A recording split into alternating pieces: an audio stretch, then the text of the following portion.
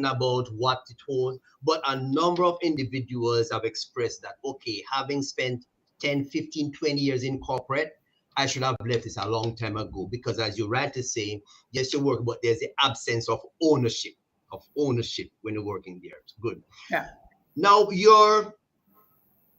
I'm looking at two components of your portfolio: business development and wealth management. When it comes to small businesses, small and medium-sized businesses, I like to use the term, we run businesses. We run businesses, loosely speaking, we run businesses. But when it comes to the heart of business development and ultimately wealth creation, what I do find is that small, medium-sized business operators tend to be lacking in those areas for two primary reasons: lack of information, lack of access. Information and access. I realize that you focus a lot on helping with business development and wealth creation and management. Talk to us about those two components. Well, I mean, for people just knowing who I am, I actually ran and built a furniture and home and gift boutique here in Scottsdale. And so I learned firsthand, after being an employee, the challenges of not only being in the sales, part, because I, was commission sales, and, I kind of felt like I had a business within the business, but at the same time, I didn't truly appreciate what the owner had to do on a daily to keep the operations and the costs down, and just make sure that we weren't, spending, money that we didn't have, and, things like that. So what I find is that because I came from building my own bricks and mortar and having the challenges of that daily cash flow, I did not realize how important it is to have those experts like yourself, in the tax world, or financial advisors, or, access to capital or investors, which I've had both in my companies that I've had. And so to me, it's just not spending the time to get that information can be the detriment to a company. Because if, some people are like, oh, I'm too busy, I'm working with clients, I'm doing all this stuff. It's like, well, yeah, but you also have to think about that either expansion or leverage, who are you collaborating with? How are you expanding your business without it costing you any more money? In my case, because I was in retail, I had the capacity to do consignment. So I had an element in my store to where I had fine art, I had artisans that I worked with.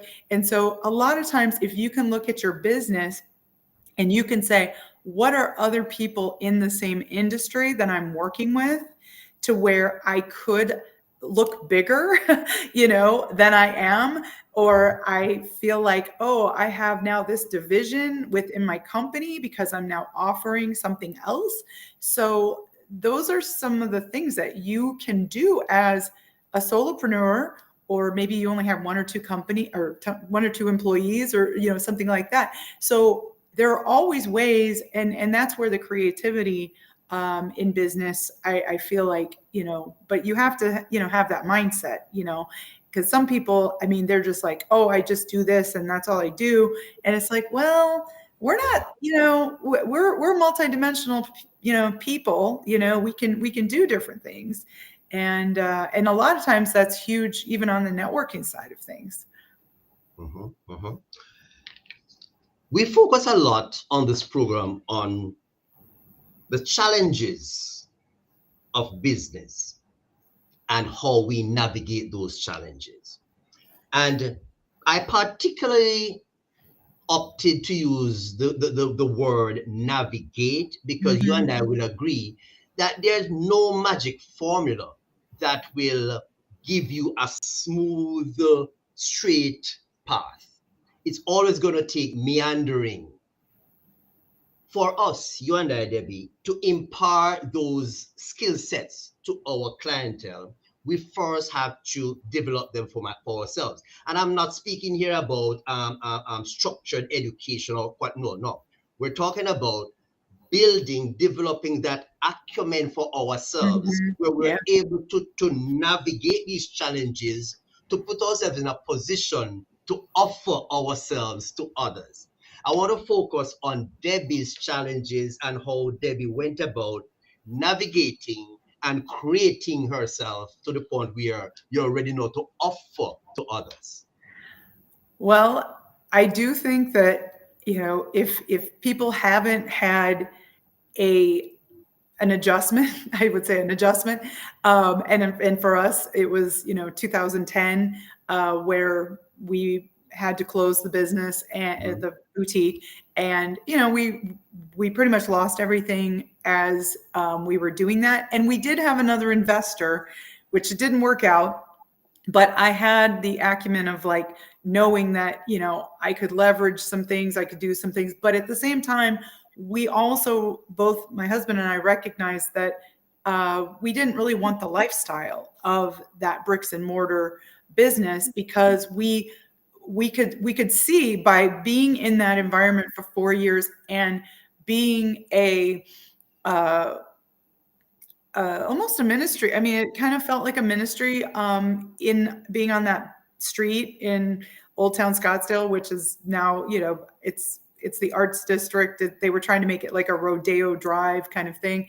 And so anyway, we recognized that we wanted to be able to help more people than the people that were just coming in, to shop and to do some things. And so when we, lost everything in 2010, we took, unfortunately it took too long. I mean, that's my lesson learned, is that I did not fail forward very fast. And it took a lot of time to do that. But at the same time, I recognize that, sometimes you have to have those healing, those times, because it was very traumatic, situation that we went through. And so I just look at, the fact that, the fact that we were, after having that experience, we just got involved with just helping other people. Like, we didn't just isolate ourselves to where it was just like, oh my gosh, like we can't,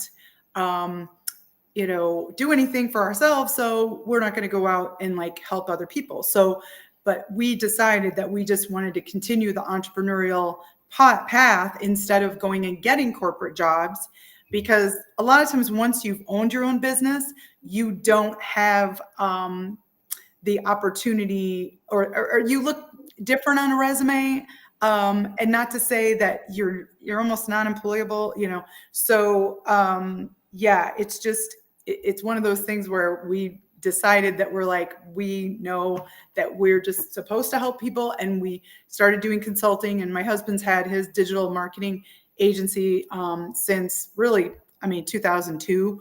And that's one of the reasons that we actually had the money to invest in the furniture store.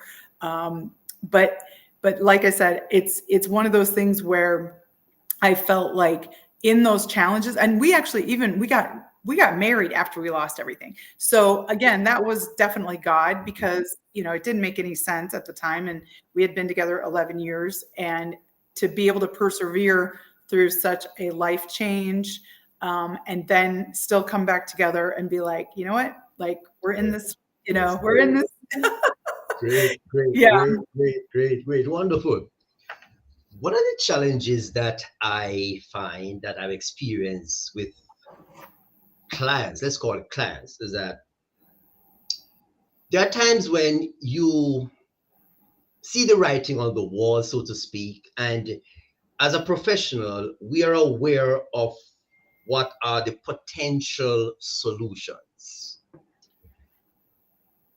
But sometimes we have a challenge, not necessarily communicating it to clients, but a challenge in clients' willingness to accept. And I think one of the reasons behind is that there are a number of tools that our small and medium-sized business operators see as large company tools. You see, they say, Right. yes, I understand you, but man, that is more for the large organizations. I'm just running a little operation here. I'm just making $200,000 per year. And so I don't think I need to be considering those things.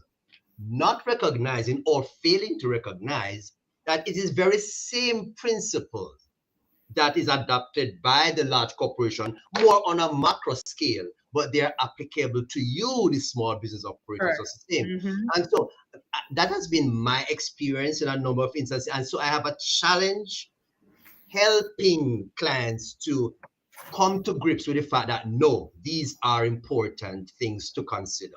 What has been your experience? Yeah, I really believe, especially in the tax space, that there are a lot of programs that are available that people just don't know, and they don't have the right experts. And that's the thing, is like, to say that one person can do everything for you, I think is a very dangerous strategy for a business owner. And so when we were helping all these businesses during COVID with the employee retention tax credit, I would run into this time and time and time again. They're like, my CPA doesn't tell, they told me I shouldn't do this. And I said, well, okay, well, how many files have they actually submitted on behalf of their clients? And most of the time, the people would come back and say, well, they're not working on this program. And I'm like, well, that's kind of strange. It's like, why would you give somebody authority in a part of your business that they don't know anything about? And that's coming from me, like somebody who, I'm not a financial person. I'm not a CPA person. I'm just an entrepreneur that has done a lot of different, things to be successful. And I've learned from the people around me, because I've gotten myself out of the way and said, hey, I need to look into this. I need more information. In some cases, it's like, well, it doesn't cost you anything to at least have a conversation versus, oh, you're just going to shut the door, and just be not open to it, because of the way that a lot of these people are told. Like they think like, oh, well, because my CPA doesn't work in this area, then, well, I'm not gonna do that. And it's like, well, why couldn't you work with both people and get the maximum? Because I don't know, there's over like 1,000 parts of the tax code or something. It's crazy, right? It's totally crazy. So again, I've just been, like a messenger.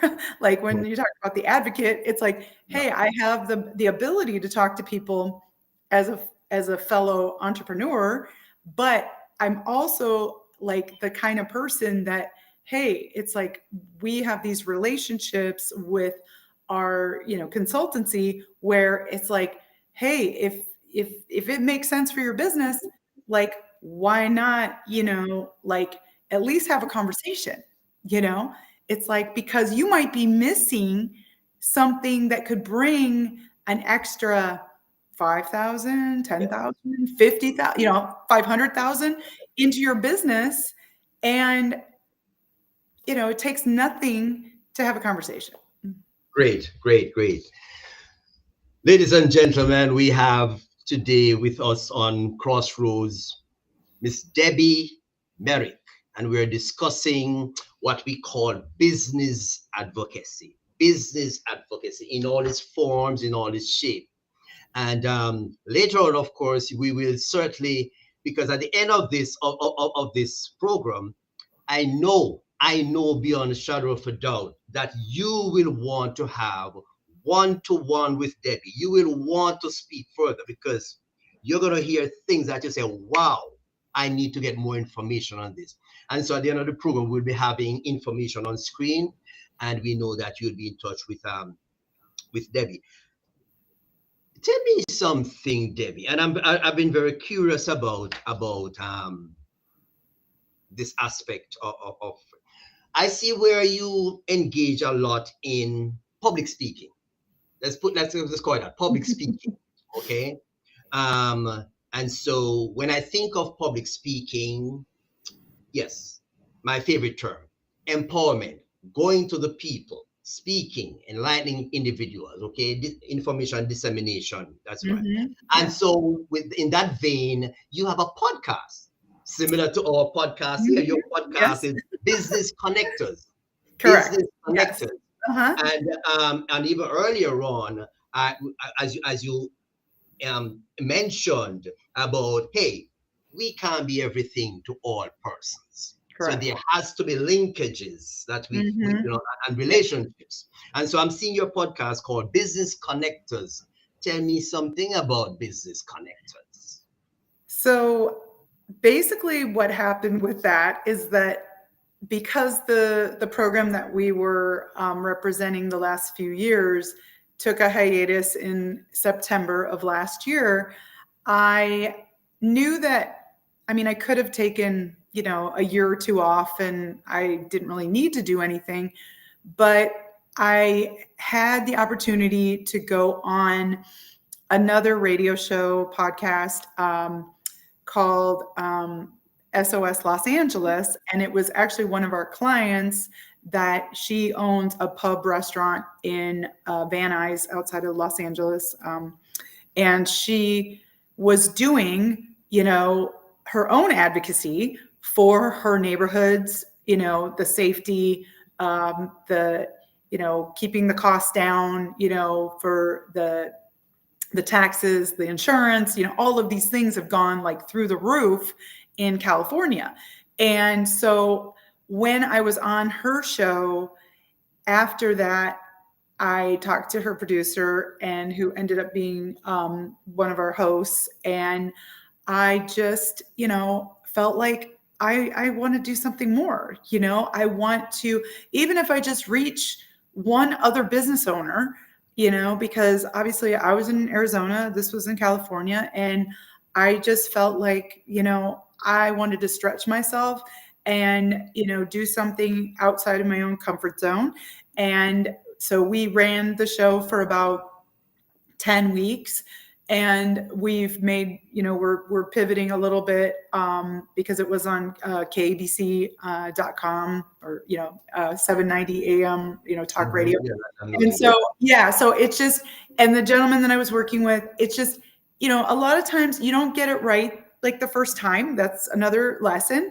And yet I'm so grateful to him because I have worked with some influencers. I've worked, and it's been a very easy, it works, and he even said, he goes, radio is a lot, it's a lot like the TV stuff. It's like, sometimes you don't get the right combination, of things. And, I didn't have any hard feelings about it, but it just really increased my confidence, going on camera and just being able to have real conversations with people and bringing on experts, like yourself, to be able to impart, strategies and different, and give people hope, because it was on a Sunday morning. So, okay. Yeah. So it just, it was such a blessing. And now, like I said, I've got some other people working with us, and we're going to be expanding the podcast and doing it more just on the platforms versus the radio, because I actually have worked pretty much nationally, but I had a heart, to do this for a short time for Los Angeles and California. So great. At the at the community level, at the community level, quite often we see initiatives that are primarily or initially funded by, let us say, public funds to begin with. Public Mm-hmm. funds, okay? A number of them are geared towards ramping up small business activities. Those are limited resources, limited funds, and they usually have a duration, and it is hoped that within that time frame, individuals will get up to speed and move forward on their own steam. Mm-hmm. Quite often, it does not actually happen like that. So we have these initiatives that rise up this year, and everybody is crazy and excited, and that's it. What about it's gone? And we have, it's like a revolving door, so to speak, of these Mm-hmm. initiatives, all in the spirit of helping small businesses to grow. What are some of the challenges and maybe potential solutions you see that could be contemplated in finding a way to have ongoing support? And this support may be in infrastructure, Mm. financial, education, by public, by the public, well, I should say funded by the public sector, yes, government, state, city levels, to ensure or to enhance the sustainability of these Mm. initiatives. You see, so you and I are working from the business side of it, but Right. there's the need for that support system.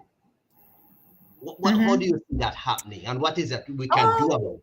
Well, I've seen, I mean, just in the last couple months, I've actually seen some other networks, like networking groups actually, that are becoming more um, grassroots, because I know that, you probably know in where you live, the BNI, like and it's a huge, networking organization. Like, I think it's internet. I mean, it's international. It's, but a lot of these company, I mean, the way that they've structured the companies for the communities, it's not where the communities can benefit from the actual like organization themselves, but the organization wants them to recruit, wants them to do, different types of activities that makes the parent company the money.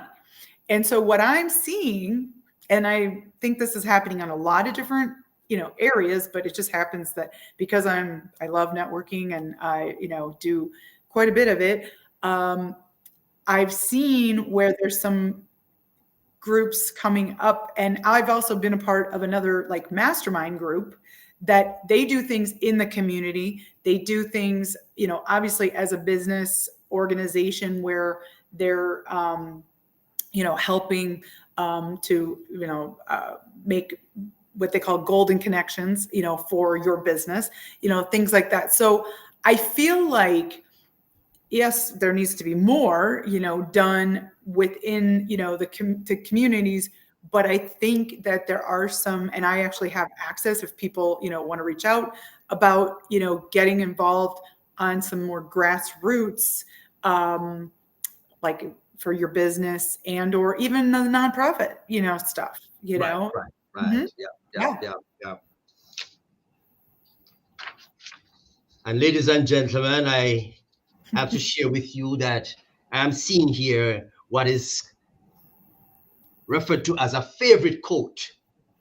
Favorite quote. And so let me read it verbatim.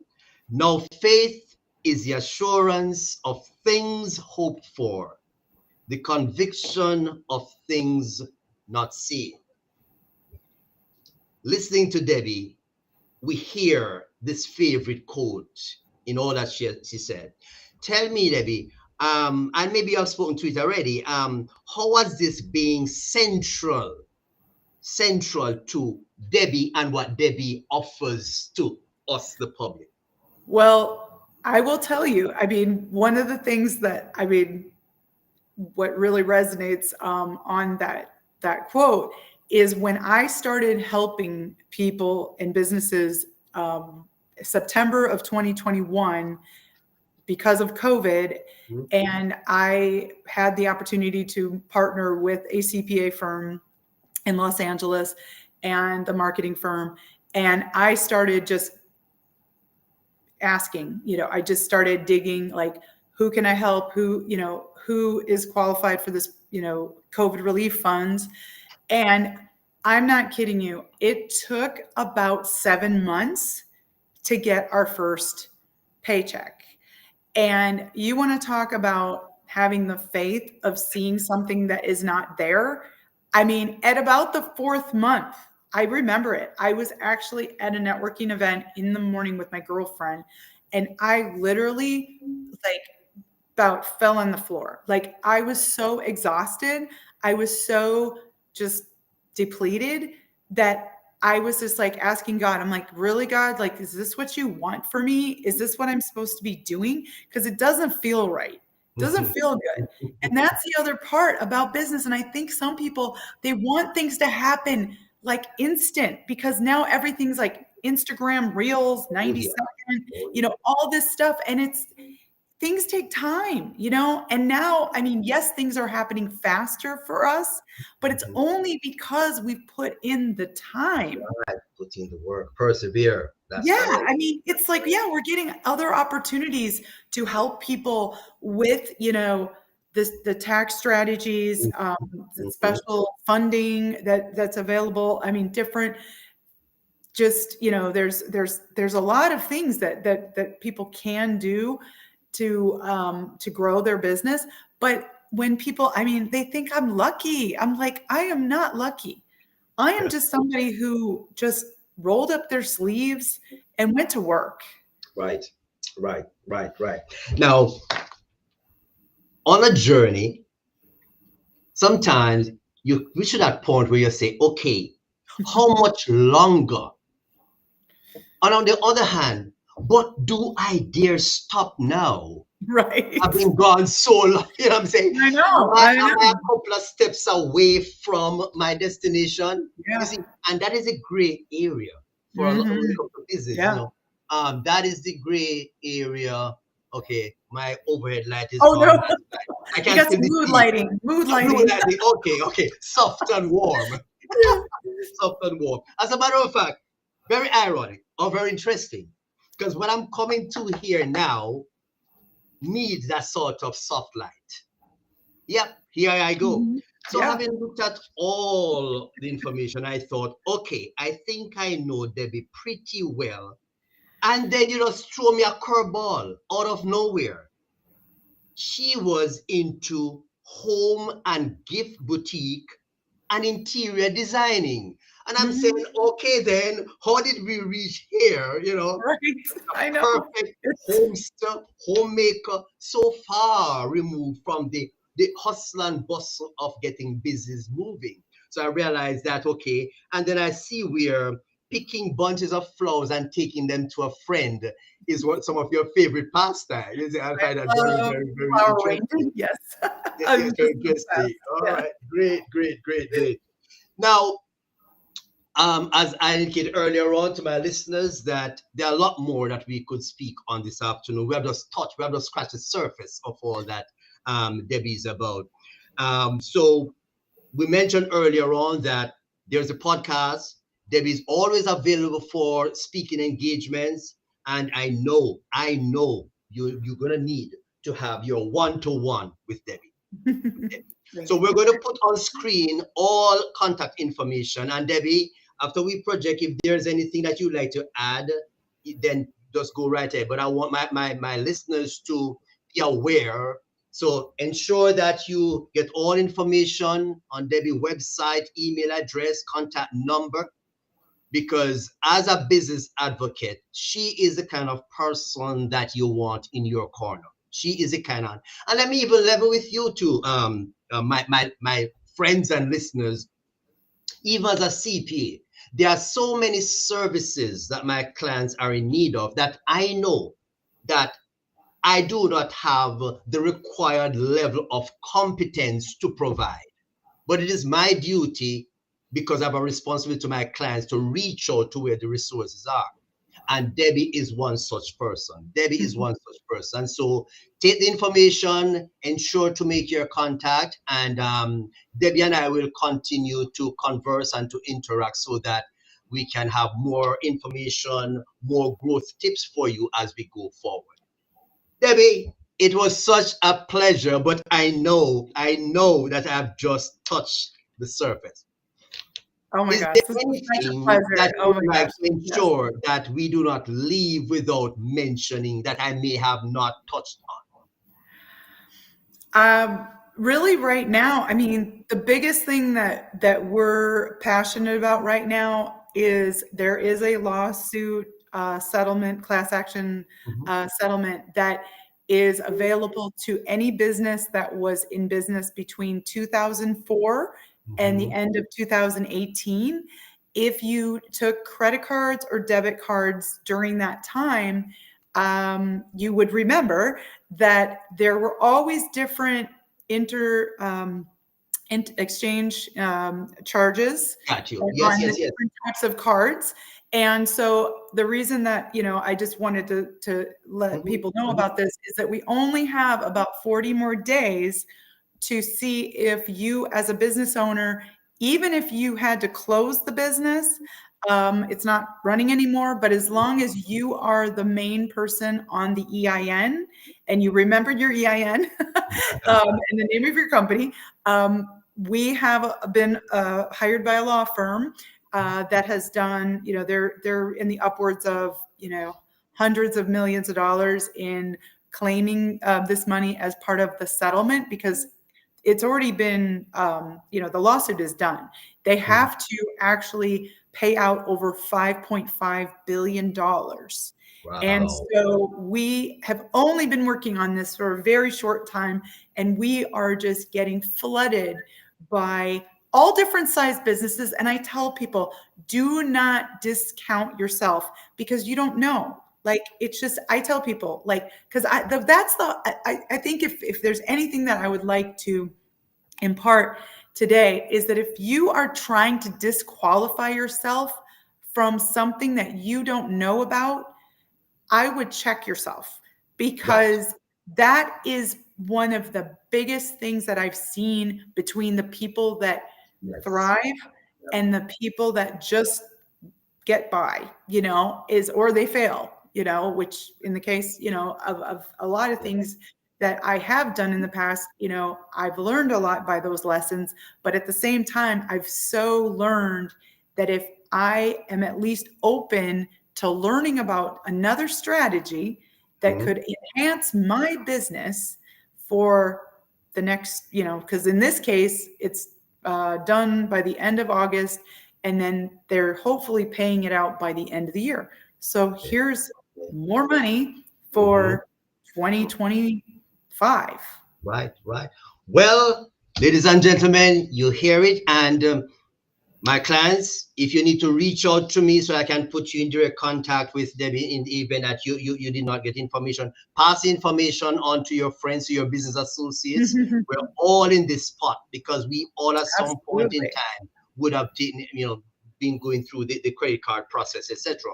So ensure to touch base with myself. I'll link you with Debbie, or make direct contact with Debbie. What can I say, Debbie? Thank you so much. I really enjoyed. I really enjoyed talking with you. And we need to have more conversations. We need to have more conversations. You see? And to my listeners, don't get jealous now. Yes, Debbie and I will have more off the air conversation, but we will also agree that the juicy stuff that is of use to you, will bring it back to you. As a joint ventureship, in one way or the other. Okay, so you will not be left out of the loop. Debbie, thank you very, very much. It was a pleasure. Appreciate it. And we'll be talking. Okay. Awesome. Appreciate it. So, ladies and gentlemen, there you had it. Another episode of Crossroads, Navigating Business Challenges, where we share with you information coming from individuals who not only talk the talk, walk the walk. And how did they come to that place? Because they are not just talking by way of conjecture. They have lived it. They have experienced it. Okay. They have built themselves through the twists and turns of business challenges, and so are equipped to help you on your journey. As Debbie said, do not self-eliminate. I like that. Do not self-eliminate. Okay? Reach out to myself, reach out to Debbie to ensure that you have all that is due to you. So once again, thank you very much for joining me. I'm David Etienne, and of course, I'm coming to you on our Etienne Strategic Management Consulting platform. And this is your place, Crossroads, Navigating Business Challenges. So until next time, stay strong, work hard, be faithful to the task, and be empowered. Bye for now.